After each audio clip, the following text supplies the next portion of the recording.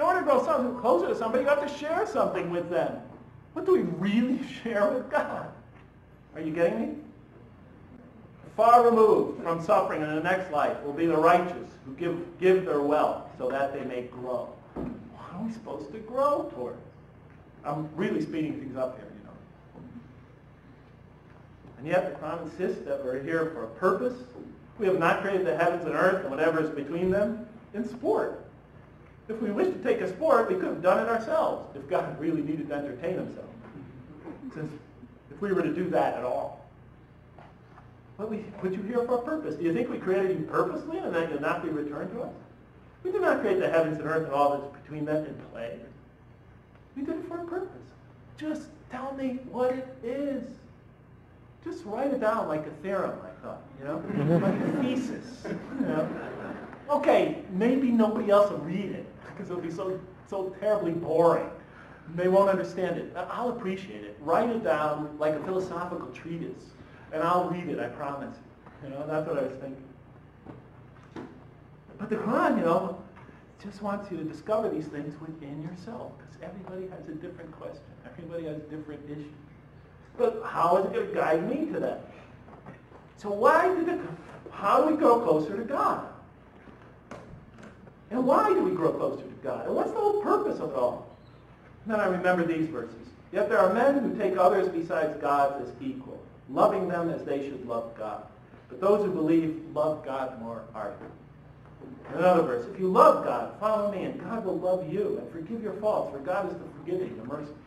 And another verse, oh, you believe, any from among you should turn back from this faith, then God will assuredly bring another people he loves and who love him. And consistently the Quran will describe the true believer as ones he loves. He loves the giving. He loves the merciful. He loves the charitable. He loves, you know, the generous, the just, the kind, and so forth and so on. Okay, so we're here to grow to God and to develop a relationship of love with God, to turn to God in love, and he turns to us in love, and we form this very intimate relationship with God. So I wrote that down in my notebook. I really did. Develop relationship with God of love. Relationship with God of love. Okay? So I wrote that down. And I said, okay. Does any of this make sense? Okay, I understand. You live a good life. You live a self-sacrificing life. You reach out to others. You help your fellow man. You make that your canons of living. It brings you peace and serenity. I buy that. 2, we're here to develop a relationship of love with God. If he's our creator, of course. I mean, why else would he create us? I mean, of course, he wants to bring us closer to him, wants us to have this relationship with love. It makes sense. He's a loving God. We're going to be the objects of his love and vice versa. It makes sense. But then why put us here on earth? Are you following me? Why put us here on earth? I couldn't see it. And the sad thing was, I was at the end of the Quran. I still couldn't see it. And I came up empty. And that's the end of the speech. No. It's almost the end of the speech. Several people just walked out. But it's not quite the end of the speech, but it's almost the end of the speech. Because then it came upon me very quickly. But, you know, I was sitting there in Diamond Heights one day thinking, you know, I had finished the Quran. I couldn't find it, the answer. And I thought that the author made a brilliant attempt. He kept me glued to the Quran, the entire scripture. I finished it in about 2 months. I used to read it while walking up and down the hills of Diamond Heights. My friends that would see me thought I was nuts. Jeff, what are you doing? I'm reading. While walking? Yes. What are you reading? The Quran. Are you nuts? Well, in any case. But still, I came up empty. And that was a hollow victory, I'll be honest. I had no sense of satisfaction, even though I was an atheist. Because honestly, to be honest with you, this is not an argument or anything, but there were moments when I was reading the Quran, I was so sure that that voice reaching out to me was God. I felt like it had awakened a spirituality in me that I had long denied. I felt a connection to that voice.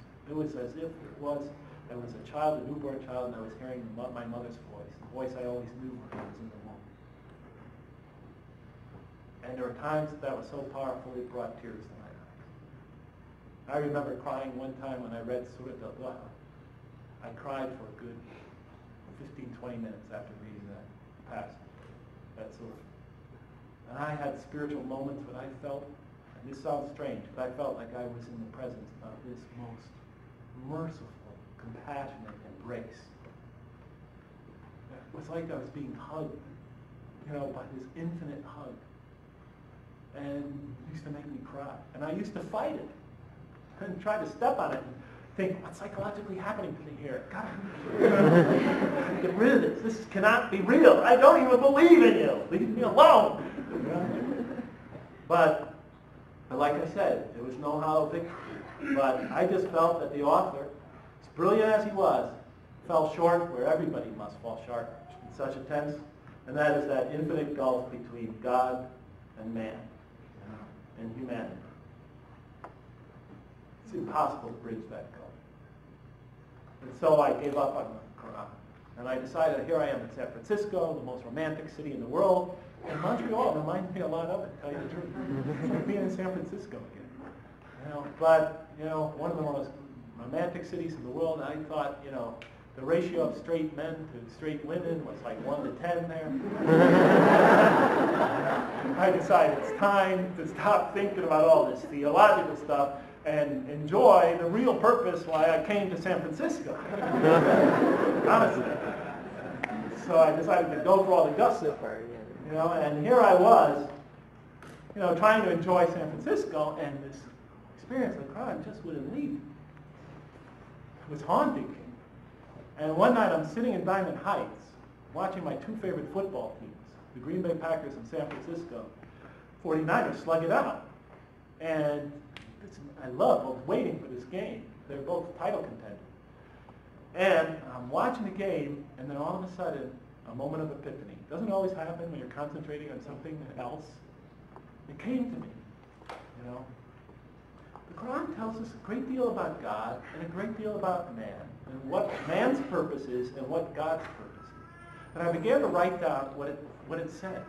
What does the Quran require of man? This whole thing is about the relationship of men to God, and men and humans, men and women, and humans growing closer to God. I thought, what does the Quran require of the true believer? How does it want him to grow?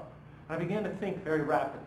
And I looked at my notes. The Quran wants us to grow in generosity, wants us to be generous, it wants us to be kind, it wants us to grow in mercy, it wants to grow us to grow in compassion, to develop and teach each other compassion.